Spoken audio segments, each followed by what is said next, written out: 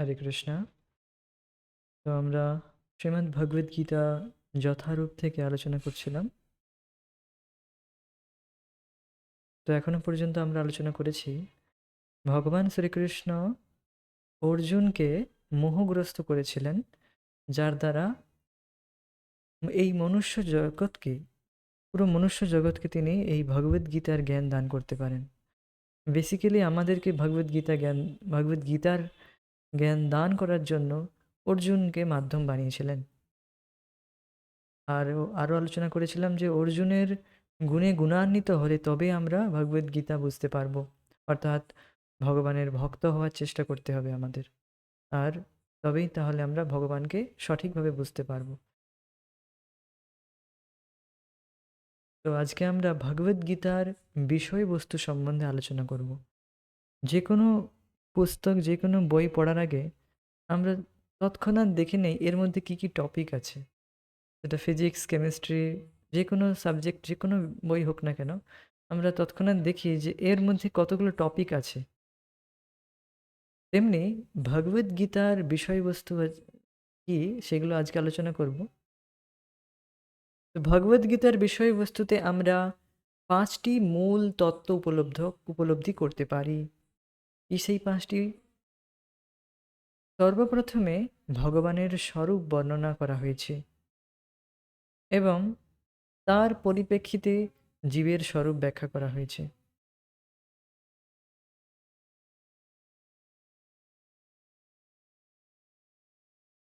তো আহ, এই ভগবদ গীতার তাহলে 5টি টপিক আমি প্রথমেই বলে দিই। ঈশ্বর, জীব, প্রকৃতি, কাল আর কর্ম। এই 5টি ভগবদ গীতার টপিক রয়েছে, 6 নম্বর কোনো নয়, এই 5টিই রয়েছে। আর ভগবদ গীতা হচ্ছে বেদের সার। সেই বেদের যে অন্তিম শেষ হচ্ছে বেদান্ত সূত্র। এই বেদান্ত সূত্রেরও 5টি টপিক রয়েছে। তার মানে পুরো সমস্ত বেদের যে সার ভগবদ গীতা, তার মধ্যে সেই সেম টপিক রয়েছে, এক্সট্রা কিছু নেই। তো এই যে 5টি টপিক রয়েছে, এর ওপরই এটিকে মাথায় রেখে আপনি দেখবেন যা কিছু এরপরে আলোচনা করা হবে প্রথম অধ্যায় থেকে শুরু করে, সমস্ত কিছু এই 5টি টপিকের মধ্যেই থাকবে। তো প্রথমে ভগবানের স্বরূপ বর্ণনা করা হয়েছে, এবং তার পরিপ্রেক্ষিতে জীবের স্বরূপ ব্যাখ্যা করা হয়েছে। জীবের স্বরূপটা খুবই গুরুত্বপূর্ণ। জীবের স্বরূপ কি, জীবের কনস্টিটিউশনাল পজিশন কি, এটি খুবই গুরুত্বপূর্ণ বিষয়। আমরা প্রায় আমরা সকলেই এই অজ্ঞানের মধ্যে রয়েছি নিজের স্বরূপ নিয়ে। আমরা নিজেকে দেহ মনে করছি, আর দেহের দ্বারা পরিচিত হয়ে নিজের সুখ দুঃখকে সেটাকেই মনে করছি। তো এই এই বিষয়ে একটি মোহ রয়েছে আমাদের। তো এখন এখানে বাস্তবিক রূপে জীবের স্বরূপটা কি, কনস্টিটিউশনাল পজিশনটা কি, সেটা যখন বুঝতে পারবো, তখন তখনই সেই জীব ভগবানের সাথে তার সম্বন্ধ বুঝতে পারবে। এটিকে সম্বন্ধ জ্ঞান বলা হয়। শিলা ভক্তি সিদ্ধান্ত সরস্বতী ঠাকুর, তো এখানে ভগবদ গীতার দ্বারা আমাদেরকে সম্বন্ধ জ্ঞান দেওয়া হচ্ছে ভগবানকে আর জীবেশ, আমরা কে, আমাদের ভগবানের সাথে সম্বন্ধ কি, এইভাবে সম্বন্ধ জ্ঞান দেওয়া হচ্ছে। যে সম্বন্ধ জ্ঞানের দ্বারা আমরা যদি এই সম্বন্ধ জ্ঞানে যুক্ত হয়ে হরিনাম জপ করি, তাহলে ভগবত প্রেম লাভ করা যায়। এলা ভক্তি সিদ্ধান্ত সরস্বতী ঠাকুর তিনি ব্যাখ্যা করেছেন যে যদি আমরা সম্বন্ধ জ্ঞান সম্বন্ধ জ্ঞানে যুক্ত হয়ে এবং অপরাধ মুক্ত হয়ে জপ করি, তাহলে খুব শীঘ্রই আমরা কৃষ্ণ প্রেম লাভ করতে পারি। এই দুটি খুবই গুরুত্বপূর্ণ বিষয়। এক হচ্ছে সম্বন্ধ জ্ঞান, আর দ্বিতীয় হচ্ছে অপরাধ মুক্ত হয়ে জপ করা। তো এই ভগবদ গীতায় এই সম্বন্ধ জ্ঞান দেওয়া হচ্ছে। তাহলে বুঝতে পারছেন ভগবদ গীতার মূল্যটা কতটা বেশি। ঈশ্বর আছেন এবং তিনি সবকিছুর নিয়ন্ত্রণ করছেন, আর জীব প্রতিনিয়ত তার দ্বারা নিয়ন্ত্রিত হচ্ছে। যদি কেউ বলে যে সে কারো দ্বারা নিয়ন্ত্রিত হচ্ছে না, সে মুক্ত, তাহলে বুঝতে হবে সে উন্মাদ। জীব সর্বদাই, বিশেষ করে বদ্ধ অবস্থায়, সর্বতোভাবে নিয়ন্ত্রিত। তো আহ, আপনারা সকলেই দেখে থাকবেন বা এটি অনুভব করেছেন যে আমরা সকলেই ক্ষুধা, তৃষ্ণা, কাম, ক্রোধ, লোভ এই সমস্তের দ্বারা আমরা প্রভাবিত, নিয়ন্ত্রিত হচ্ছি প্রতিনিয়ত। তো এটি খুব বলা খুবই মূর্খতার বিষয় বা উন্মাদের বিষয় হবে সে যদি বলে আমি কারোর দ্বারা নিয়ন্ত্রিত নয়। তারপর বলা হয়েছে জীব সর্বদাই বিশেষ করে বদ্ধ অবস্থায় সর্বতোভাবে নিয়ন্ত্রিত। কেন বলা হয়েছে বিশেষ করে? কারণ আমরা এই বদ্ধ অবস্থায় এখন আমরা নিয়ন্ত্রিত রয়েছি। আর জীব যখন মুক্ত অবস্থায় চলে যায়, অর্থাৎ ভগবানের ভক্তি করে সে যখন মুক্ত হয়ে যায়, আমরা যখন মুক্ত হতে পারবো ভগবত ভক্তি অনুসরণ করে, সেই মুক্ত জীবে তখন এই সমস্ত যে কন্ডিশন, যে শর্তের দ্বারা আমরা বদ্ধ রয়েছি, তার দ্বারা আর সে বদ্ধ থাকে না। যেমন নারদ মুনি, হ্যাঁ, আরও অন্যান্য ঋষিরা রয়েছে, তারা সকলেই মুক্ত। নারদ মুনির উদাহরণ দেওয়া হচ্ছে এখানে, যিনি যে কোনো যে কোনো বৈকুণ্ঠ লোকের যে কোনো লোকে তিনি ভ্রমণ করতে পারেন। তার তিনি সম্পূর্ণ আধ্যাত্মিক শরীর লাভ করেছেন, যা ক্ষুধা তৃষ্ণা দ্বারা প্রভাবিত হয় না। তো যতক্ষণ আমরা বদ্ধ অবস্থায় রয়েছি ততক্ষণ আমরা সবাই নিয়ন্ত্রিত, সর্বতোভাবে নিয়ন্ত্রিত। তো উই শুড অ্যাডমিট ইট, আমাদের এটা স্বীকার করতে হবে যে হ্যাঁ সত্যি আমরা নিয়ন্ত্রিত। ক্ষুধা তৃষ্ণা, ক্ষুধা তৃষ্ণা লাগলে আর কিছুই কন্ট্রোল থাকে না, কাম ক্রোধের দ্বারা প্রভাবিত হয়ে যায়। তো সর্বতোভাবে আমরা নিয়ন্ত্রিত। তাই ভগবদ্গীতায় পরম নিয়ন্তা ঈশ্বর ও সর্বদা নিয়ন্ত্রিত জীবের বিষয়বস্তু নিয়ে আলোচিত হয়েছে।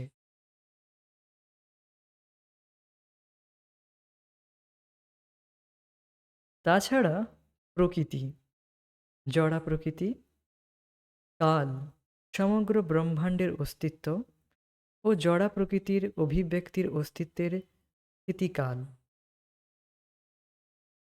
এবং কর্ম ও কার্যকলাপ আলোচনা করা হয়েছে। তো এখানে এবার তাহলে কি বুঝলাম, একবার পুনরায় আবার রিপিট করার চেষ্টা করি। ঈশ্বর অর্থাৎ পরমেশ্বর ভগবান, ঈশ্বর, জীব, প্রকৃতি, কাল আর কর্ম। কাল অর্থাৎ সমগ্র ব্রহ্মাণ্ডের অস্তিত্ব ও জড়া প্রকৃতির অভিব্যক্তির অস্তিত্বের স্থিতিকাল। দেখুন, কাল হচ্ছে শাশ্বত। কাল হচ্ছে আম, কি, হোয়াট ইজ কাল কি? কাল হচ্ছে টাইম, সময়।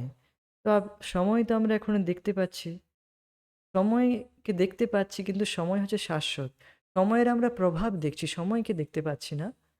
আমরা সময়ের প্রভাবকে দেখছি, কালের প্রভাবকে দেখছি। আমরা কোনো বিষয়ের পরিবর্তনকে দেখে তখন সেটাকে বলি যে হ্যাঁ এতটা সময় কেটে গিয়েছে।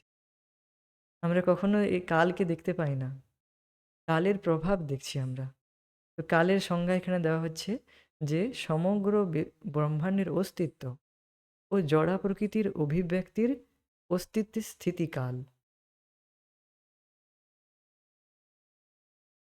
তো এটি বলা হয়েছে। কিন্তু দেখুন এখানে যেটি বলা হয়েছে এটি কালের প্রভাব বলা হয়েছে। কালের যে প্রভাব, সেটি তার দ্বারা কালের প্রভাবে এই জগৎ সৃষ্টি হয়, আবার কালের প্রভাবে এই জগৎ নষ্ট হয়ে যায়। তো এই যে সৃষ্টি আর প্রলয়ের মধ্যে যে ডিউরেশন, এটি এটি একটা সময় স্থিতিকাল, কিন্তু এটি হচ্ছে একটি প্রভাব কালের। কিন্তু কাল হচ্ছে শাশ্বত। এটি পরবর্তী পরবর্তী মুহূর্তে, এখনই আজকেই আলোচনা করব, পরবর্তী মুহূর্তে বলা হবে, আলোচনা করা হয়েছে। ভৌতিক জগতের প্রকাশে বিভিন্ন কার্যকলাপে পরিপূর্ণ। ভৌতিক জগতের প্রকাশ বিভিন্ন কার্যকলাপে পরিপূর্ণ। সমস্ত জীবেরা বিভিন্ন কার্যকলাপে লিপ্ত। তাই ভগবদ্গীতা থেকে আমাদের জানতে হবে ভগবানকে, জীব কি, প্রকৃতি কি, ভৌতিক জগৎ কি, আর কিভাবে তা মহাকালের দ্বারা পরিচালিত হয়। Excuse me. এবং জীবের কার্যকলাপ কিভাবে নিয়ন্ত্রিত হয়।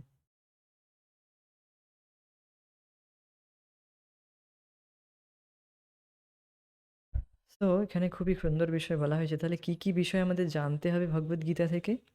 ভগবান কে, জীব কি, প্রকৃতি কি, আর কিভাবে তা মহাকালের দ্বারা পরিচালিত হয় এবং কর্ম কি? তো দেখুন এই বিষয়গুলি যদি আমরা না জানি তাহলে তাহলে আমরা তাহলে এই যে অন্যান্য যারা দার্শনিক রয়েছে তাদের দ্বারা প্রভাবিত আমরা হয়ে যাব যে ভগবানের কোনো রূপ নেই, ভগবান নিরাকার। এই সমস্ত আম এই সমস্ত ফিলসফি দর্শন দ্বারা আমরা প্রভাবিত হতে পারি। আর যা কিনা সম্পূর্ণ মায়াবাদ দর্শন।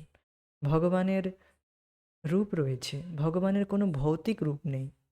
যখন বলা হয় ভগবানের কোনো রূপ নেই, তার মানে তার মানে ভগবানের কোনো জাগতিক বা জড় রূপ নেই, কোনো ভৌতিক রূপ নেই। ভগবানের একটি দিব্য রূপ রয়েছে, শ্যামসুন্দর দ্বিভুজ শ্যামসুন্দর মুরলীধর, তার সেই রূপ রয়েছে। কিন্তু যখন ব্যক্তি ভগবদ্গীতার থেকে এই জ্ঞান লাভ না করলো, বা করলেও সে পরম্পরায় সেই জ্ঞান লাভ না করলে সে এটিই জানবে যে ভগবান নিরাকার, ভগবানের কোনো রূপই নেই। তো তখন সে ভগবানের প্রতি অপরাধ করবে। তখন সে ভগবানের প্রতি তার সম্বন্ধ কি এই সমস্ত দূরেই থাকবে তার কাছে। তো ভগবদ্গীতার নলেজ দ্বারা ব্যক্তি জানতে পারে যে ভগবানের রূপ রয়েছে, ভগবান রয়েছেন, ভগবান কোনো নিরাকার নয়। বা যদিও যে কোনো অন্যান্য শাস্ত্রে যদিও বা উল্লেখ থাকলো যে ভগবান নিরাকার, তখন আমরা এই ভগবদ্গীতার জ্ঞান থেকে পুষ্ট হব যে না, এখানে নিরাকার অর্থাৎ ভগবানের কোনো জাগতিক ভৌতিক রূপ নেই, একটি দিব্য রূপ রয়েছে। তো বুঝতে পারছেন যে এই ৫টি টপিক যদি আমরা ভালো করে বুঝতে পারি, অন্যান্য শাস্ত্র পড়তে আমাদের কোনো অসুবিধা হবে না। কিন্তু ব্যক্তি যদি ভগবদ্গীতাকে বাদ দিয়ে ডাইরেক্ট অন্যান্য শাস্ত্র পড়তে যায়, তাহলে সে কিন্তু বিভ্রান্ত হতে পারে। তো এই জন্য ফিলসফি ভগবদ্গীতা থেকে তার দর্শন খুব সুন্দরভাবে তাকে জানা দরকার, যার দ্বারা একটি বেস, একটি গ্রাউন্ড তৈরি হয়। এবার সেই গ্রাউন্ডের উপর আহ, অনেক বড় ৫ তলা ৬ তলা যত উঁচু বাড়ি তৈরি করতে পারেন আপনি, ভিতটা সঠিক থাকা মানে ভালো থাকা প্রয়োজন। তো সেটি হচ্ছে ভগবদ্গীতার এই ৫টি নলেজ থাকা প্রয়োজন একদম। তো ভগবান কে, জীব কি, প্রকৃতি কি, ভৌতিক জগৎ কি, আর কিভাবে তা মহাকালের দ্বারা পরিচালিত হয় এবং জীবের কার্যকলাপ কিভাবে নিয়ন্ত্রিত হয়। আমরা সাধারণত এই যখন ফিলোসফি আছে মানে সিদ্ধান্ত কিছু শিখতে হয়, তখন আমরা আলসতা দেখাই বা অলস হয়ে পড়ি। কিছু গল্প আসছে না, কিছু স্টোরি আসছে না, শুধু ফিলোসফি ফিলোসফি। তো না, তা অলসতা করলে আমাদের হবে না। আমাদের সিদ্ধান্ত করতে অলসতা করা যাবে না। আর যতক্ষণ না আমাদের সিদ্ধান্ত ক্লিয়ার হচ্ছে, ততক্ষণ আমরা ভগবানের যে লীলা, সে লীলাকে কোনোদিন আস্বাদন করতে পারবো না। কখনোই সম্ভব নয়। এই জন্য একজনের সিদ্ধান্ত খুব ভালোভাবে পরিষ্কার থাকা উচিত।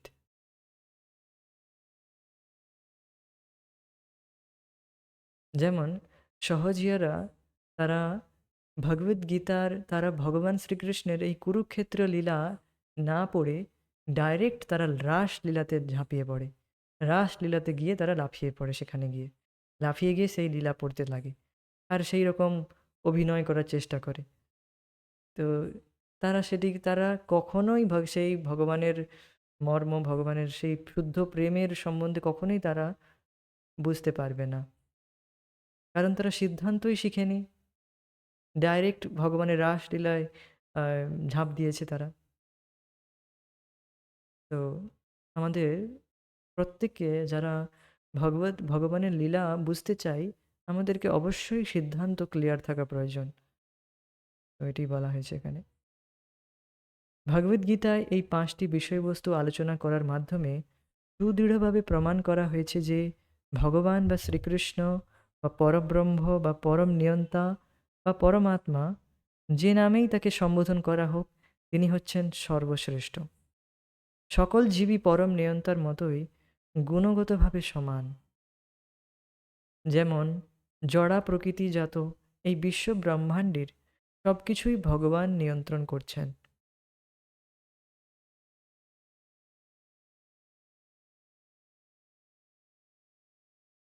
তো এখানে ভগবানের ভগবত্তা বলা হলো যে ভগবান শ্রীকৃষ্ণ তিনি পরব্রহ্ম, পরব্রহ্ম, পরম নিয়ন্তা, পরমাত্মা, যে নামেই তাকে সম্বোধন করা হোক তিনি সর্বশ্রেষ্ঠ। আর সব জীব হচ্ছে পরম নিয়ন্তার গুণগতভাবে সমান হলেও কিন্তু আম, প্র- পরিমাণগত দিক থেকে হচ্ছে জীব অণু। যেমন এখানে এবার বলা হবে যে জড়া প্রকৃতি, প্রকৃতির সাথে ভগবানের কীরকম সম্বন্ধ রয়েছে, কীরকমভাবে কীভাবে ভগবান প্রকৃতিকে নিয়ন্ত্রণ করছে। তো জড়া প্রকৃতিজাত এই বিশ্ব ব্রহ্মাণ্ড সব কিছু ভগবান নিয়ন্ত্রণ করছে, যা ভগবদ গীতার শেষ অধ্যায়গুলিতে বর্ণন করা হয়েছে। জড়া প্রকৃতি স্বাধীন নয়, পরমেশ্বর ভগবান, পরমেশ্বরের নির্দেশে তাকে কাজ করতে হচ্ছে। শ্রীকৃষ্ণ তাই বলছেন, মায়া ধ্যাক্ষেন প্রকৃতি শ্রূয়তে সচরাচরম। এই জড় প্রকৃতি আমার নির্দেশনায় ক্রিয়াশীল। আমরা যখন ভৌতিক জগতে বিস্ময়কর কোনো কিছু ঘটতে দেখি, তখন আমাদের বোঝা উচিত যে এর পেছনে একজন নিয়ন্তা রয়েছেন। নিয়ন্ত্রিত না হলে কোনো কিছুরই প্রকাশ হতে পারত না। যদি কেউ মনে করে যে কোনো পরিচালক ব্যতীত প্রকৃতি পরিচালিত হচ্ছে, তবে তা শিশুসুলভ নির্বুদ্ধিতা। একটি শিশু যেমন একটি মোটর গাড়িকে চলতে দেখে মনে করতে পারে যে কোনো ঘোড়া বা পশুর দ্বারা পরিচালিত না হয়ে মোটর গাড়িটি নিজে নিজে চলছে। কিন্তু পরিণত বুদ্ধিসম্পন্ন যে কোনো মানুষই মোটর গাড়ির কারিগরি ব্যাপারে ব্যবস্থার ব্যাপারটি জানে। সে জানে যে একজন চালক কলকবজা নাড়িয়ে সেই গাড়িটিকে চালিয়ে নিয়ে যাচ্ছে। তেমনি পরমেশ্বর ভগবান হচ্ছেন এই ভৌতিক জগতের সমস্ত কিছুর পরিচালক। তারই তত্ত্বাবধানে সব কিছু পরিচালিত হচ্ছে। তো দেখুন এখানে প্রভুপাদজি তিনি ব্যাখ্যা করছেন যে ভগবানের সাথে প্রকৃতির কি সম্বন্ধ রয়েছে। তো এই তো দেখুন এখন সন্ধ্যা রাত্রি হচ্ছে প্রায়। তো এই এই এই মুহূর্তে সূর্য অস্ত গিয়েছে। আর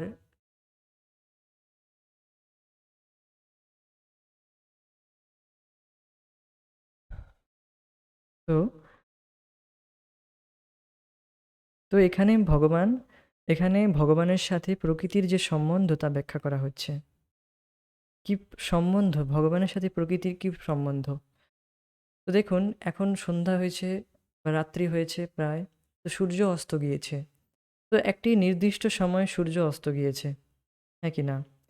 আবার একটি নির্দিষ্ট সময় কালকে সকালে সূর্য উদয় হবে। তো আপনি দেখছেন যে সমস্ত কিছু একটি নির্দিষ্ট সময় হচ্ছে, নির্দিষ্ট সময়ে সমস্ত কিছু পরিচালিত হচ্ছে। অর্থাৎ এর পেছনে কোনো একজন ব্যক্তি রয়েছে। আপনি দেখবেন আজকের ক্লাসটি আমি একটা নির্দিষ্ট সময়ে শুরু করলাম। নোটিফিকেশান দিলাম যে আজকে ক্লাস রয়েছে। তো বুঝতে পারছেন যে এটি এমনি, এমনি হচ্ছে কি? এর পিছনে আমি রয়েছি। এর পিছনে আমি একজন ব্যক্তি রয়েছি।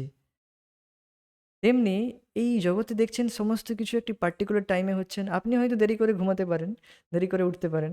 কিন্তু সূর্য কিন্তু সে সঠিক সময়ে উদয় হয় আবার অস্ত চলে যায়। তো বুঝতে পারছেন সমস্ত কিছু এই পারফেক্ট টাইমে হওয়ার কারণ কি? তার পেছনে একজন ব্যক্তি রয়েছে। অর্থাৎ এই সুন্দর অ্যারেঞ্জমেন্ট করা হয়েছে। এই জুম মিটিংটি অ্যারেঞ্জ করা হয়েছে। এর পেছনে একজন অ্যারেঞ্জার রয়েছে। তেমনি এই জগৎটিকে আপনি দেখে বলতে পারেন যে এর পেছনে একজন অ্যারেঞ্জার রয়েছে। সো কল্ড সায়েন্টিস্ট তারা বলছে কিছু একটি বম বিস্ফোট করে এই জগৎ সৃষ্টি হয়েছে বা একটি কিছু একটি চাঙ্ক থেকে কি না কি বলে সে যাই হোক। সো এই জগতের এই অ্যারেঞ্জমেন্টের পিছনে আপনি যে কোনো কিছু অ্যারেঞ্জমেন্ট দেখলে আপনি অনুমান করে নেবেন যে কেউ না কেউ এটিকে করেছে। সুন্দর একটি প্যান্ডেলকে সাজানো হয়েছে, যা প্যান্ডেল বুঝতে পারছেন যে কোনো ঠাকুরের মণ্ডপ সাজানো হয়েছে। তো সেই মণ্ডপ সাজানো দেখে আপনি অনুমান লাগিয়ে নেবেন যে হ্যাঁ, কোনো না কোনো ব্যক্তি সাজিয়েছেন, খুব সুন্দর সাজিয়েছেন। আপনি প্রশংসাও করে দিলেন। তো এইভাবে আপনি কোনো কিছু সেই মুহূর্তে কিন্তু আপনি সেই ব্যক্তিকে দেখছেন না যে সে সেটি পরিচালনা করছে। কিন্তু আপনি সেই পরিচালনাটা দেখে আপনি অনুমান করে নেবেন যে হ্যাঁ, অবশ্যই এর পেছনে কোনো না কোনো ব্যক্তি রয়েছে। তো এটিকে বলা হয় seeing the unseen by seeing seen. যা দেখা যাচ্ছে না তাকে দেখছি যা দেখা যাচ্ছে। অর্থাৎ আমরা এই অ্যারেঞ্জমেন্টকে দেখছি, এই সমস্ত জগৎকে দেখছি খুব সুন্দরভাবে অ্যারেঞ্জ করা হয়েছে। সমস্ত কিছু সুন্দরভাবে একটি নির্দিষ্ট সময়ে হচ্ছে। তার অর্থাৎ এর পেছনে একজন অ্যারেঞ্জার রয়েছে। মানুষ বলেন যে কোনো না কোনো শক্তি তো কোনো কিছু একটা শক্তি আছে। কিছু একটা শক্তি আছে যার জন্য এই সমস্ত হচ্ছে। শুধু শক্তি নয়, শক্তিমান রয়েছে পেছনে। कोई ना कोई शक्ति है ऐसे बोलते हैं। কিন্তু শক্তি নয়, কোনো না কিছু পেছনে শক্তিমান রয়েছে। সেই শক্তিমান শক্তিকে পরিচালনা করছেন। সেটাই হচ্ছে ভগবান। আর ভগবান এই জগৎকে নিয়ন্ত্রণ করছেন। ময়াধ্যক্ষেন। ময়াধ্যক্ষেন মানে আমার দ্বারা অধি অধি মানে নিচে, অক্ষ মানে চোখের নিচে। আমার আহ, আমার নিগরানিতে, আমার চোখের নিচে অর্থাৎ আমার নিয়ন্ত্রণে এই প্রকৃতি কাজ করছে। ময়াধ্যক্ষেন প্রকৃতি শ্রূয়তে সচরাচরম। তো এখানে একটি উদাহরণ দেওয়া হচ্ছে, যেগুলো প্রভুপাদ উদাহরণ দিচ্ছেন যে একটি ছোট্ট বাচ্চা, প্রভুপাদ নিজে যখন ছোট ছিলেন তখন এটি ভাবতেন আসলে তিনি যখন ছোট ছিলেন তখন তিনি কেবল ঘোড়ায় টানা গাড়ি দেখেছেন। অটোমেটিক অটোমোবাইল যে মোটর কার কোনোদিন তিনি দেখেননি। তো হঠাৎ করে তিনি যখন একদিন মোটর কার দেখলেন তখন তিনি ভাবলেন নিশ্চয়ই এটা এমনি এমনি কী করে চলছে, ঘোড়া নেই কিছু নেই। সো তিনি ভাবলেন নিশ্চয়ই কোনো ভূত রয়েছে এতে। তো এটি উদাহরণ দেওয়া হচ্ছে, অর্থাৎ যতক্ষণ না তার পিছনে ড্রাইভার রয়েছে, সেটা একজন সেন ম্যান, একজন বুদ্ধিমান মানুষ, সে জানবে যে না, এর পেছনে একজন ড্রাইভার রয়েছে। তো যারা মনে করছে যে সমস্ত সো কল্ড বিজ্ঞানী নিজেদেরকে সায়েন্টিস্ট মনে করে যে এই জগৎ এমনি এমনি চলছে, তো এটি শিশু সুলভ, দিস চাইল্ড ইজ অনলি, যেটা এটি বলা হচ্ছে যে এটি শিশু সুলভই হবে কেবল যদি কেউ মনে করে এই জগৎটি অটোমেটিক চলছে। তো বুঝতে পারছেন যে ড্রাইভারের গুরুত্বটা কতটা গুরুত্বপূর্ণ। আপনার কাছে 10 লাখ, 20 লাখ, 30 লাখ, 40 লাখ অথবা কোটি টাকার গাড়ি থাকলেও যদি আপনার কাছে ড্রাইভার না থাকে, সেই গাড়ির মূল্য কি? জিরো। কোনো ভ্যালু নেই সেই গাড়ির। অর্থাৎ জীবাত্মার যে ভ্যালু, জীবাত্মা তো সহিত ভগবানের যে মূল্য, সেটি কতটা গুরুত্বপূর্ণ, ড্রাইভারের গুরুত্ব কতটা গুরুত্বপূর্ণ। এখন মানুষ ঝগড়া করছে, মারামারি করছে আজকার সমাজে। কেন?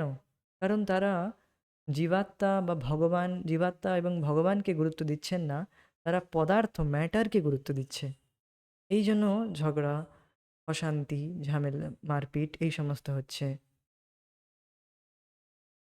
ভগবানকে বাদ দিয়ে তারা প্রকৃতিকে ভোগ করার চেষ্টা করছে সেপারেটলি, এই জন্য তারা দুঃখ পাচ্ছে। এখানে বলছেন ভগবান, ময়া দক্ষিণ প্রকৃতি, আমার অধ্যক্ষতায় এই প্রকৃতি কাজ করছে। অর্থাৎ যখনই আমরা প্রকৃতিকে ভগবানকে বাদ দিয়ে ভোগ করার চেষ্টা করব, তো তৎক্ষণাৎ প্রকৃতি আমাদেরকে দুঃখ দেবে। এই হচ্ছে বিষয়। তো বুঝতে পারলেন এখানে যে প্রকৃতি স্বতন্ত্র নয়, প্রকৃতি ভগবানের দ্বারা নিয়ন্ত্রিত হচ্ছে। আরেকটি বোঝার বিষয় যে এই প্রকৃতি জড় প্রকৃতি।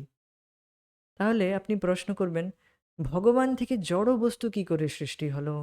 ভগবান তো দিব্য।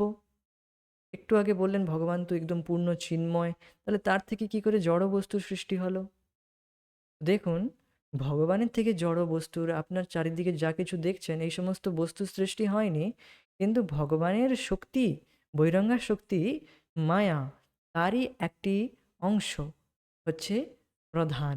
এই প্রধান থেকেই সমস্ত কিছু উপাদান, সমস্ত কিছু ইনগ্রিডিয়েন্ট, বস্তু, পদার্থ আমরা দেখতে পাচ্ছি। অর্থাৎ প্রকৃতি বহিরঙ্গা শক্তি থেকে, অর্থাৎ মায়া শক্তি, মায়া তার একটি অংশ, তিনটি অংশ রয়েছে, আমরা আলোচনা করেছি: বিদ্যাশক্তি, অবিদ্যাশক্তি আর প্রধান। প্রধান মানে গ্রামের প্রধান নয়, প্রধান মানে যেখান থেকে সমস্ত কিছু বস্তু এসেছে। যেমন আমরা রান্না করতে আমাদের অনেক কিছু বস্তু লাগে, ইনগ্রিডিয়েন্টস লাগে, তেমনি সৃষ্টি করতে অনেক বস্তু লাগে। এই সমস্ত ইনগ্রিডিয়েন্টস প্রধান থেকে এসেছে। তো এই প্রধান থেকে এসছে, অর্থাৎ প্রধান কার অংশ? প্রধান হচ্ছে জড় ভৌতিক প্রকৃতি, বহিরঙ্গ শক্তির একটি অংশ। অর্থাৎ এটি ভগবানের থেকে সেপারেটেড। তো ভগবানের থেকে সেপারেটেড এনার্জি হচ্ছে বহিরঙ্গা শক্তি। এই বহিরঙ্গা শক্তির থেকেই ম্যাটার আসছে, ভগবান থেকে ম্যাটার আসছে না। কিন্তু এই বহিরঙ্গা শক্তি স্বতন্ত্রভাবে কাজ করছে না, ভগবানের নির্দেশনায়, ময়া অধ্যক্ষে না। বুঝতে পারছেন যে এই যা, অর্থাৎ বেসিক্যালি যা কিছু পদার্থ আমরা দেখছি, এটি বহিরঙ্গা শক্তির প্রকাশ, অর্থাৎ ভগবান শ্রীকৃষ্ণের শক্তি, অর্থাৎ ভগবানের সেবায় ব্যবহার করতে হবে। তাহলে তাহলে আমরা এন্ট্যাঙ্গেলড হব না, বদ্ধ হব না। তো এটি হচ্ছে বোঝার বিষয়। জীব হচ্ছে ভগবানের অবিচ্ছেদ্য অংশ এবং ভগবদ্গীতাতে তার বিশদ আলোচনা করা হয়েছে। এবার জীবের সম্বন্ধে বলা হচ্ছে এখানে। এবার এখন আমরা একটু আগে আমরা প্রকৃতির সম্বন্ধে, প্রকৃতি আর ভগবানের সম্বন্ধ কীভাবে জানলাম, আর জীবের কী রকম সম্বন্ধ, কীভাবে সে ভগবান এই প্রকৃতিকে ব্যবহার করবে, ভগবানের সেবায় ইউজ করবে, সেটিও আমরা বুঝলাম। এবার বলা হচ্ছে জীবের সাথে ভগবানের কী সম্বন্ধ। তো জীব হচ্ছে ভগবানের অবিচ্ছেদ্য অংশ, অবিচ্ছেদ্য অংশ, এবং ভগবদ্গীতাতে তার বিশদ আলোচনা করা হয়েছে। একটি বিন্দু সমুদ্রের জল যেমন গুণগতভাবে সমস্ত সমুদ্রের জল থেকে অভিন্ন, আর একটি উদাহরণ দেওয়া হচ্ছে এক কোণা সোনাও যেমন সোনা, ঠিক তেমনি জীব পরম নিয়ন্তা বা ঈশ্বর বা ভগবান শ্রীকৃষ্ণের অপরিহার্য অংশ হওয়ার ফলে ভগবানের সমস্ত গুণই তার মধ্যে অনুপরিমাণে বিদ্যমান। কেননা প্রতিটি জীব ক্ষুদ্র ঈশ্বর, নিয়ন্ত্রণাধীন ঈশ্বর। বুঝতে পারছেন যে জীব হচ্ছে ভগবানের অংশ, তাই অংশ হওয়ার জন্য তার গুণগতভাবে ভগবানের সাথে ঐক্য রয়েছে, সমান রয়েছে, কিন্তু পরিমাণগত দিক থেকে ভগবান হচ্ছেন বিভু, আর আমরা হচ্ছে অনু, ক্ষুদ্র ঈশ্বর। দেখুন, আমরা শিল প্রভুপাদ বলেন একটি জায়গায়, তিনি বলছেন যে হ্যাঁ, উই অল আর গড। তো আপনি বলবেন আমরা সবাই ভগবান, এটি তো মায়াবাদ হয়ে গেল। না, আমরা সবাই, তখন সেখানে প্রভুপাদ বলছেন হ্যাঁ যে আমরা সবাই ভগবান, কিন্তু পরমেশ্বর ভগবান নয়। ভগবান অর্থে ঈশ্বর বা নিয়ন্তা। আমরা সবাই একটি নির্দিষ্ট সীমা পর্যন্ত, একটি নির্দিষ্ট সীমায় নিয়ন্তা। আপনি আপনার বাড়িতে আপনি নিয়ন্তা হতে পারেন, কিন্তু আপনি যখন অফিসে যাবেন বা কোনো বড় কার্যক্ষেত্রে যাবেন, কলেজে যাবেন, সেখানে আর আপনি নিয়ন্তা নন। সেখানে আপনার টিচার, আপনার বস, তিনি নিয়ন্তা হয়ে যান। তো উই অল আর মাইনিউট ঈশ্বর। হ্যাঁ, সো আমরা সবাই ক্ষুদ্র ঈশ্বর, আর নিয়ন্ত্রণাধীন ঈশ্বর, সাবঅর্ডিনেট ঈশ্বর, নট সুপ্রিম ঈশ্বর। কিন্তু আমরা কি মনে করি? আমি কেন্দ্রে থাকব, আমার অনুসারে সমস্ত কিছু চলা উচিত, আর আমাকে ভালো খাবার, আমার ভালো খাবার দরকার, বা আমরা এটা আশা করি যে আমাকে ভালো খাবার দেওয়া হবে। আর তখন আমরা কি চাইছি? যে আমি কেন্দ্রে রয়েছি, আমাকে সুখী করা উচিত। তো কিন্তু ভাগ্যে আমাদের যা থাকে তাই আমাদের লাভ হয়। যখন আমরা সেই খাওয়ার লাভ না করি, বা সেই রকমভাবে আমাদের সাথে কেউ ব্যবহার না করে, তখন আমরা কাইন্ড অফ রেগে যাই, খুব রেগে যাই যে কেন সেই জিনিসটাই আমি পেলাম না, বা সেই রকমভাবে আমার সাথে ব্যবহার করা হলো না। তো কেন আমরা রেগে যাই? কারণ আমরা নিজেকে সুপ্রিম কন্ট্রোলার হওয়ার জন্য নিজেকে মনে করি যে না, আমি পরম নিয়ন্তা, আমার মতো অনুসারে সমস্ত কিছু চলা উচিত। কিন্তু আমাদের বোঝা উচিত আমরা পরমেশ্বর নই। থিংস, বিষয়ে আমাদের অনুসারে চলবে না, এটি আমাদের বুঝতে হবে। আমরা প্রকৃতির উপর কর্তৃত্ব করার চেষ্টা করছি। যেমন এখন আমরা অন্তরিক্ষ অথবা অন্যান্য গ্রহ নিয়ন্ত্রণ করার চেষ্টা করছি। এই প্রচেষ্টা স্বাভাবিক, কারণ কর্তৃত্ব করার এই গুণ শ্রীকৃষ্ণের মধ্যেই বিদ্যমান। তো দেখবেন ভগবান শ্রীকৃষ্ণ সমস্ত গ্রহ নক্ষত্রকে ভাসিয়ে রেখেছেন, পুরো জগতে ভাসিয়ে রেখেছেন। আর একটি নির্দিষ্ট কক্ষে প্রত্যেকটি গ্রহ আম, সে আম, সেই নির্দিষ্ট নক্ষত্রের চারিদিকে ঘুরছে।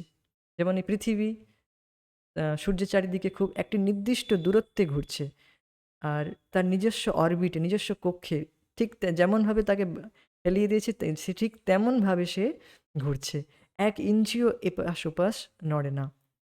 তো ভগবান খুব সুন্দরভাবে প্রকৃতিকে নিয়ন্ত্রণ করছেন। তো তেমনি মানুষও ক্ষুদ্র নিয়ন্তা হওয়ার জন্য সে কি করছে, একটা স্যাটেলাইট পাঠিয়ে দিচ্ছে।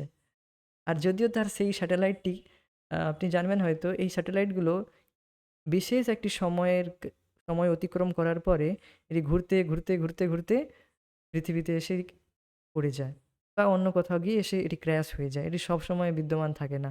কিন্তু ভগবান পুরো সৃষ্টি, যতক্ষণ সৃষ্টির প্রয়োজন ততক্ষণ পর্যন্ত পৃথিবীকে সে ঠিক তেমনভাবেই ঘুরিয়ে চলেছে। এই নয় যে সেটি সূর্যের দিকে চলে যাবে, না, 1 ইঞ্চিও এপাশ ওপাশ হয় না। এটি হচ্ছে ভগবানের ভগবত্তা। তো কিন্তু প্রকৃতির ওপর কর্তৃত্ব করার বাসনা আমাদের মনে থাকলেও আমাদের বোঝা উচিত যে আমরা পরম নিয়ন্তা নই। ভগবদ্গীতাতে এর বিশদ ব্যাখ্যা করা হয়েছে, বিশদভাবে এর উপর ব্যাখ্যা করা হয়েছে। কারণ বারবার আমরা এটাই মনে করি আমি নিয়ন্তা, আমার অনুসারে সমস্ত কিছু হওয়া উচিত। তখনই আমরা মোহগ্রস্ত হয়ে যাই যে না, আমরা পরম নিয়ন্তা নই, আমাদের অনুসারে সমস্ত কিছু চলবে না, যা কিছু হচ্ছে আমাদেরকে গ্রহণ করতে হবে, উই শুড অ্যাকসেপ্ট দেম। কি না, এই সমস্ত কিছু আমার নিজের কর্মের অনুসারে ভগবান খুব কমই দিচ্ছেন, যদি ব্যক্তি ভক্তি করে। না করলে তার অনুসারে তাকে তেমন লাভ করতে হবে। এবার বলা হচ্ছে জড়া প্রকৃতি কি গীতায়। তো আবার এখানে বলা হচ্ছে এবার জড়া প্রকৃতিটি কি, প্রকৃতির সাথে সম্বন্ধ সেখানে আলোচনা করলাম ভগবানের। এখানে এবার বলা হবে যে প্রকৃতি কি। গীতায় তাকে ব্যাখ্যা করা হয়েছে যে তা হচ্ছে নিকৃষ্টা প্রকৃতি, আর জীবকে বলা হয়েছে উৎকৃষ্টা প্রকৃতি। উৎকৃষ্টা হোক বা নিকৃষ্টি হোক, প্রকৃতি সবসময় নিয়ন্ত্রণাধীন। স্ত্রী যেমন স্বামীর দ্বারা পরিচালিত হয়, নারী স্বরূপা প্রকৃতিও তেমনি ঈশ্বরের দ্বারা পরিচালিত হয়। জীব ও জড়া প্রকৃতি উভয়কে পরমেশ্বর পরিচালিত করেন।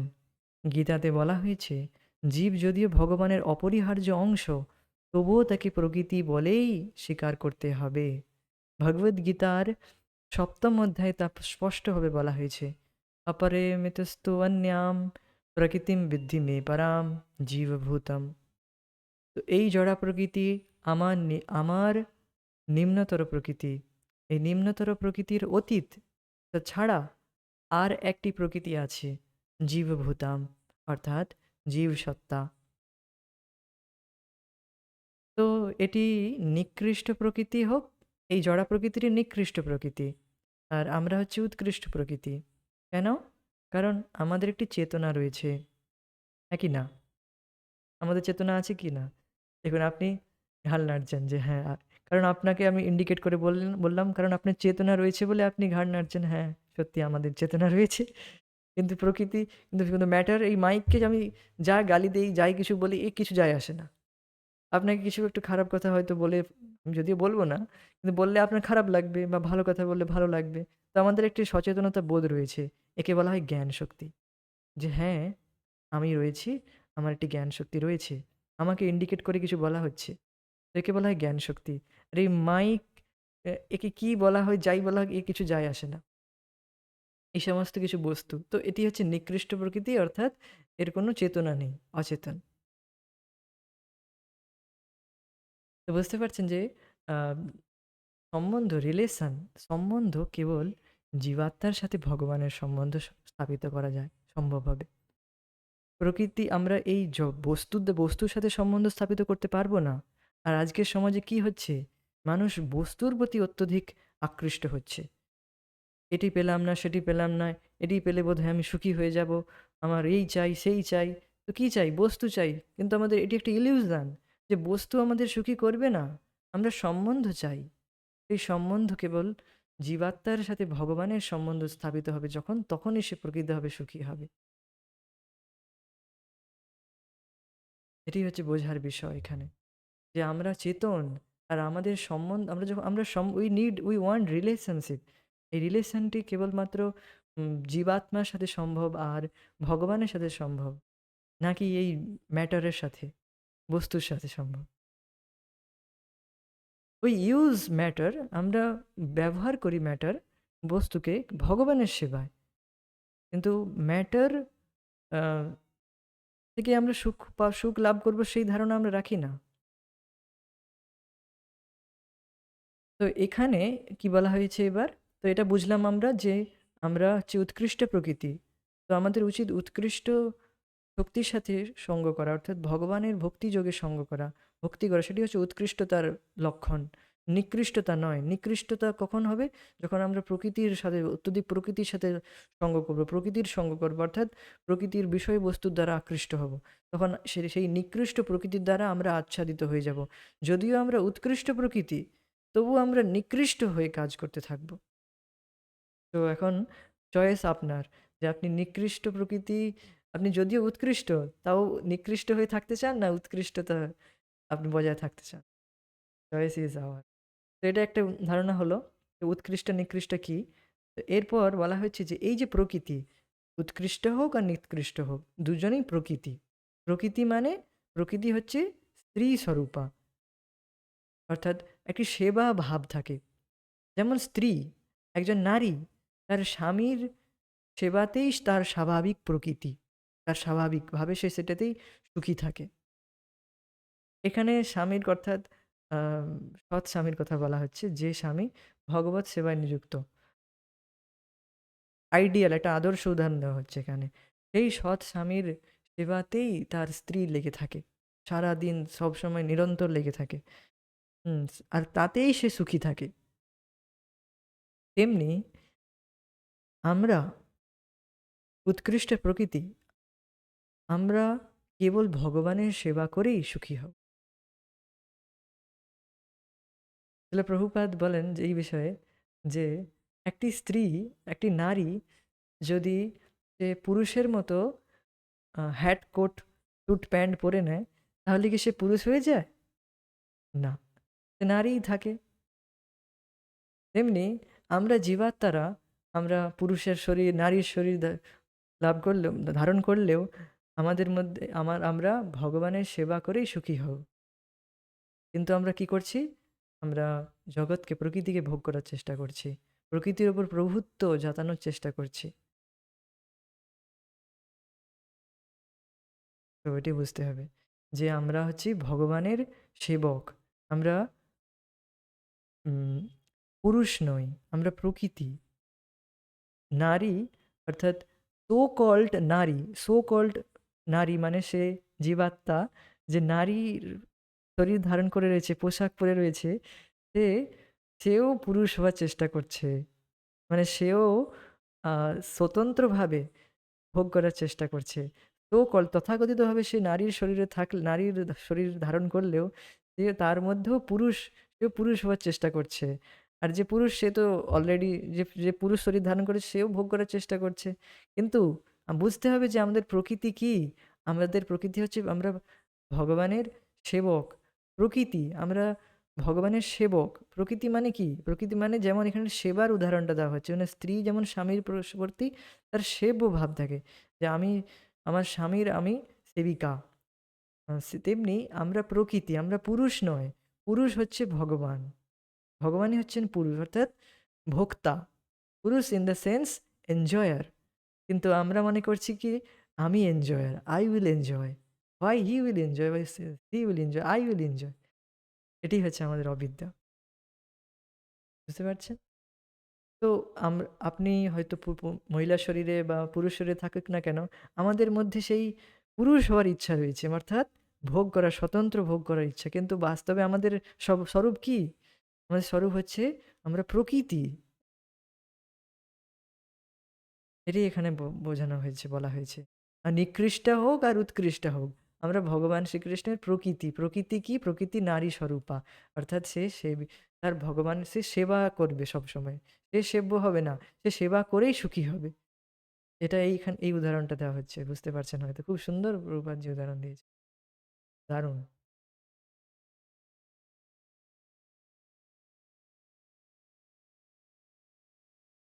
তো নেক্সট বলা হচ্ছে, জড়া প্রকৃতি গঠিত হয়েছে সত, রজ, তম তিনটি গুণের সমন্বয়ে। এই গুণত্রয়ের ঊর্ধ্বে আছে অনন্তকাল, এবং অনন্তকালের প্রভাবে ও পরিচালনায় এই গুণগুলির সমন্বয় ঘটে,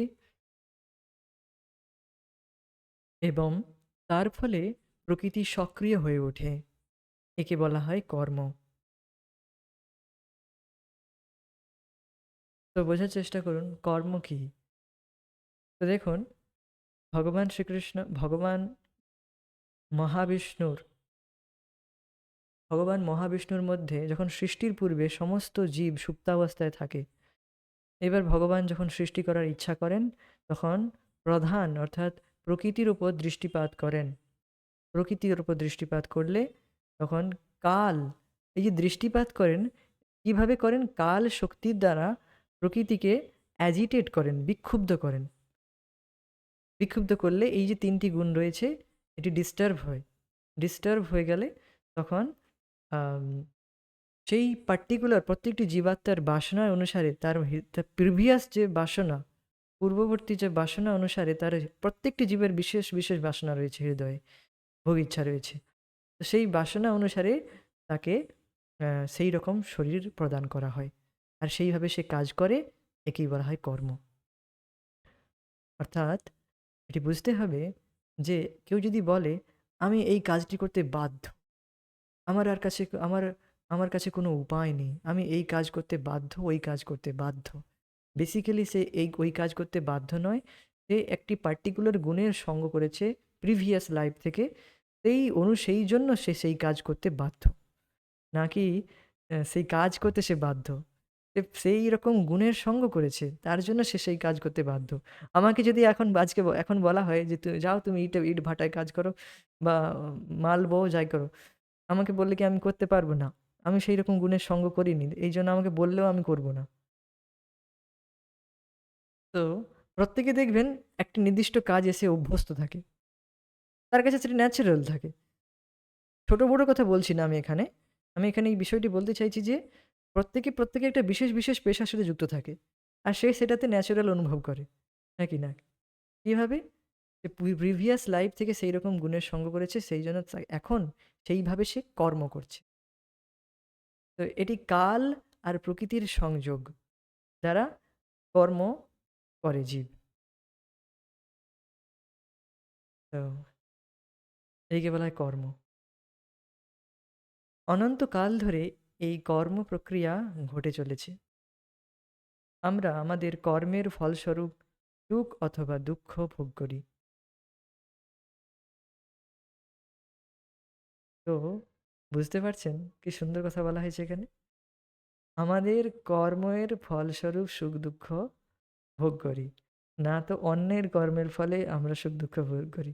আমরা প্রায় ব্লেম করি না, এই তোর জন্য আমি সুখ দুঃখ পাচ্ছি, তোর জন্য আজকে আমি কষ্ট পাচ্ছি।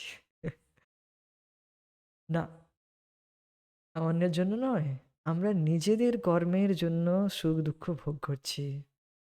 আমরা প্রায় ব্লেম করি অপরকে, যে এই তোর জন্য আজকে আমি এত কষ্ট পাচ্ছি, বা যাই হোক। বা যদি এখন, তাহলে বুঝতে পারছেন আমরা কারোর জন্য না, অন্য কারোর জন্য নয়, আমরা নিজেদের কর্মফলের দ্বারা সুখ দুঃখ ভোগ করি। যেমন মনে করা যাক যে আমি একজন ব্যবসায়ী, তখন আমি যদি বুদ্ধি খাটিয়ে কঠোর পরিশ্রম করে প্রচুর অর্থ সঞ্চয় করি, তবে আমি সেই অর্থ উপভোগ করতে পারি। কিন্তু আমি যদি আমার সমস্ত সম্পদ অপচয় করে ফেলি, তবে আমাকে ক্লেশ স্বীকার করতেই হবে। সেই রকম জীবনের প্রতিটি ক্ষেত্রেই আমরা আমাদের কর্মের ফলস্বরূপ সুখ অথবা দুঃখ পেয়ে থাকি। ভগবদ গীতায় তো এখানে বলা হলো যে কিভাবে আমরা নিজেদের কর্মের ফলে সুখ দুঃখ পাই।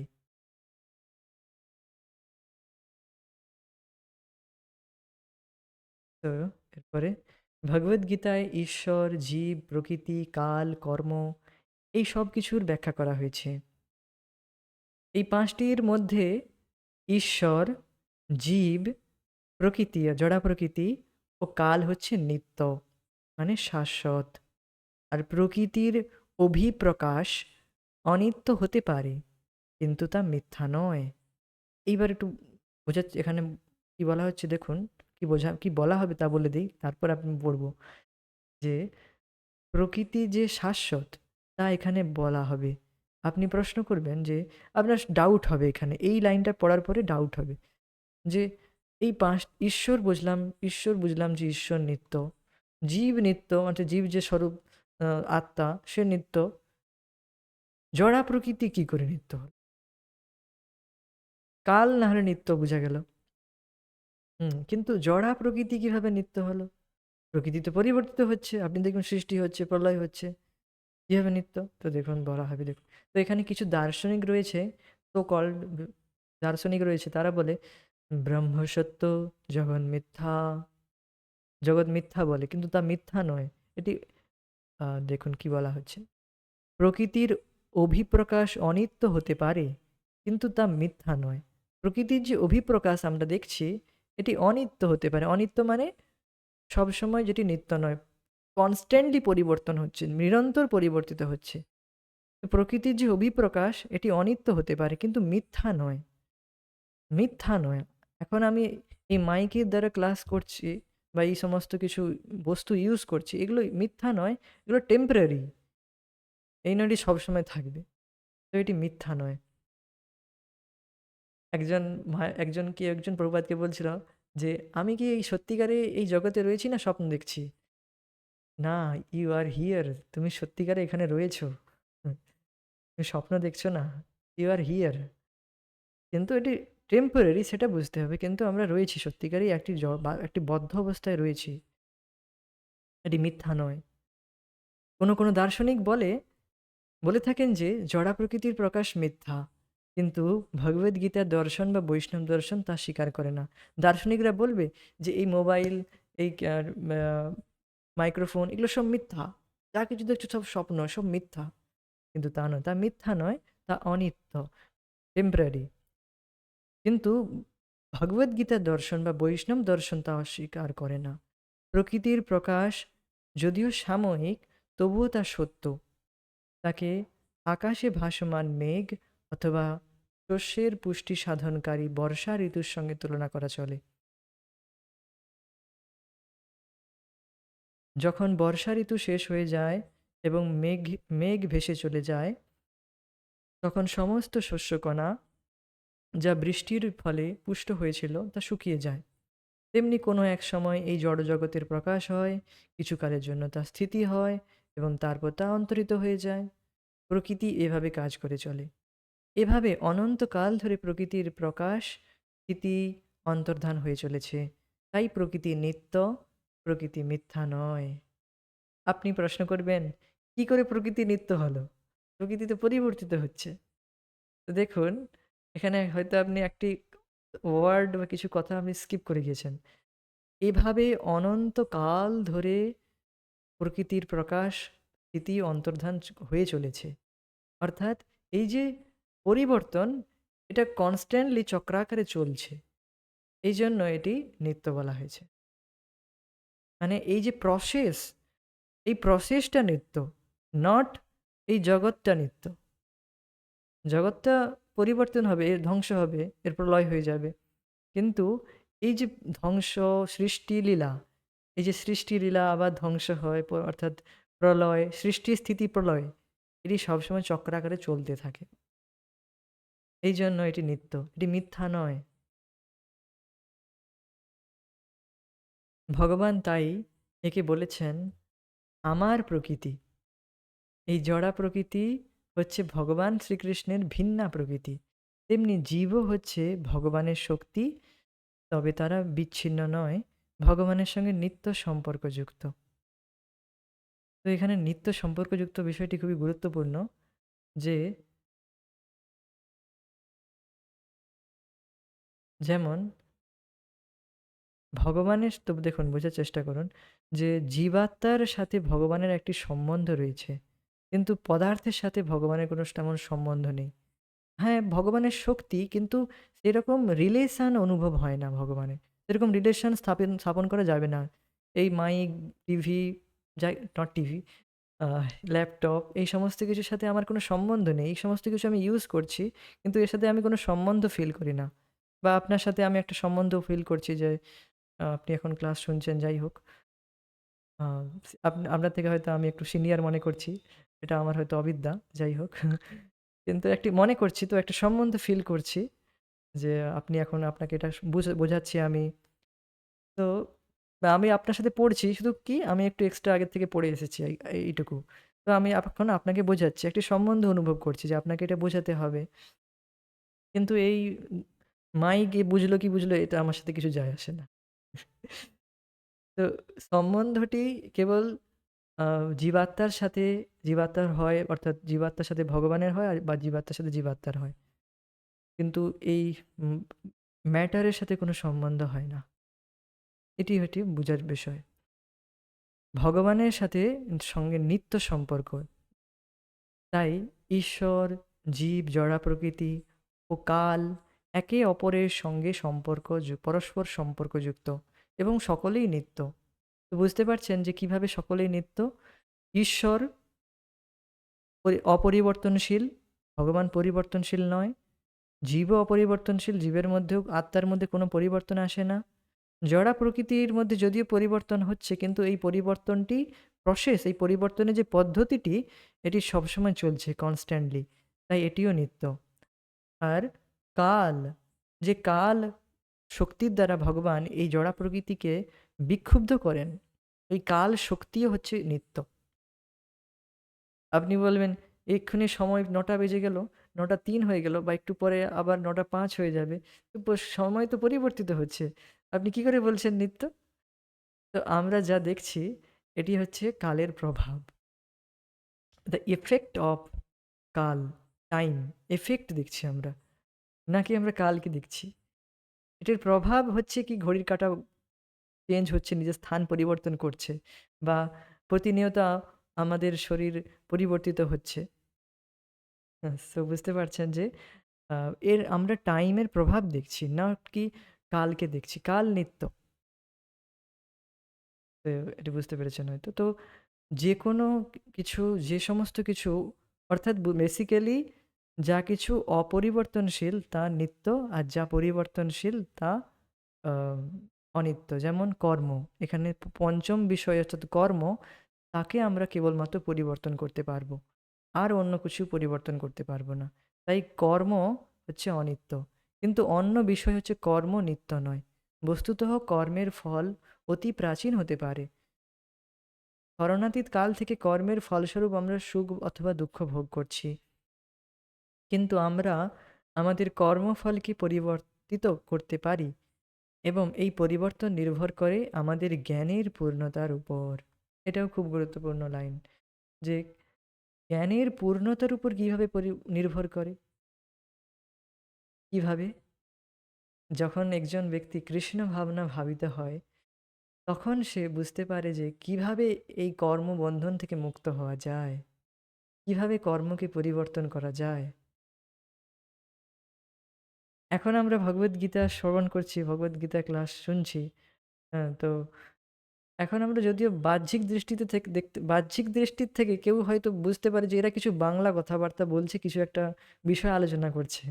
তো তারা হয়তো মনে করতে পারে এরা কিছু একটা কর্ম করছে। কিন্তু আমরা কর্ম করছি, কিন্তু এটি অপ্রাকৃত কর্ম। এটি সম্পূর্ণ অপ্রাকৃত। এটি সম্পূর্ণ এই কর্মের দ্বারা আমরা পূর্ববর্তী কর্মফলকে তো নষ্ট করছি, সাথে, সাথে আমরা ভগবানের দিকে এগিয়ে যাচ্ছি। দিস ইজ কল্ড ভক্তি। এটা হচ্ছে ভক্তি, ভগবানের ডাইরেক্ট ভক্তি। তো যে এই জ্ঞানের পূর্ণতা লাভ করবে, সে সমস্ত কাজ বাহ্যিক দৃষ্টিতে করতে দেখলেও সে সমস্ত কিছু কাজ ভগবানের উদ্দেশ্যে করছে বা ভগবানের জন্য করছে। দেখবেন একজন ভক্ত, সে সারাদিন ব্যস্ত থাকে। সে সারাদিন ব্যস্ত থাকে, যে তার কাছে কোনো রকম আ আ সময় অপচয় করার সময় নেই, স্কোপ থাকে না। বেসিক্যালি সে অব্যর্থ কালম থাকে। অব্যর্থ কালম হয়ে যায়। মানে কোনো রকম সময় ওয়েস্ট করতে চায় না। পুরোপুরি সে বিজি থাকে। তাহলে সে এত বিজি ম্যান হয়ে গেল, তাহলে সে কি করে কর্ম করছে না? অনেকে বলতে পারে, না সে কর্ম করছে না। সে প্রাকৃত কর্ম করছে না, অপ্রাকৃত কর্মে যুক্ত রয়েছে। এটাই আমাদের বুঝতে হবে। আর সে পুরোপুরি মুক্ত। কিন্তু জাগতিক যে কর্মে যারা পুরোপুরি সারাদিন ২৪ ঘন্টা লেগে রয়েছে, তারা পুরোপুরি বদ্ধ। এটাই হচ্ছে জ্ঞানের পূর্ণতা। শুধু জ্ঞানের পূর্ণতার জন্য একজন পুরোপুরি মুক্ত আর অন্য ব্যক্তি পুরোপুরি বদ্ধ। আমরা নানা রকমের কর্ম সম্পাদন করি। নিঃসন্দেহে আমরা জানি না কোন কর্ম আমাদের করা উচিত এবং কোন কর্ম করা উচিত নয়। বিশেষ করে আমরা জানি না কোন কর্ম করলে কর্মের বন্ধন থেকে মুক্ত হওয়া যায়। ভগবদ্গীতা ভগবান তার ব্যাখ্যা করে আমাদের জানিয়ে দিচ্ছেন কোন কর্ম করা আমাদের কর্তব্য। তো ভগবদ্গীতা থেকে আমরা জানতে পারছি যে কোন কর্ম করলে আমরা এই কর্মবন্ধন থেকে তো মুক্ত হবই, সাথে সাথে ভগবানের দিকে এগিয়ে যাব। তো এই কর্ম হচ্ছে এই ভগবত বিষয়ক কর্ম, অকর্ম। তো এই নয় যে কেউ ব্যক্তি যখন মুক্ত হয়ে যায়, তাকে আর কোনো কর্ম করতে হয় না। না, সে কর্ম করে, অর্থাৎ সে কর্ম করে কিন্তু ভগবানের জন্য করে। তো এটি হচ্ছে বিষয়। তো এইভাবে আজকে আমরা আলোচনা করলাম ঈশ্বর, জীব, প্রকৃতি, কাল, কর্ম, ভগবদ্গীতার ৫টি টপিক। তো এখানে আজকে আমরা স্থগিত রাখবো। পরবর্তী ক্লাসে পরবর্তী বিষয়ে আলোচনা করব। হরে কৃষ্ণ। জয় শিল প্রভুপাদ, জয় গৌর প্রেমানন্দে, Hari Hari. Thank you so much, thank you for joining us. Hare Krishna.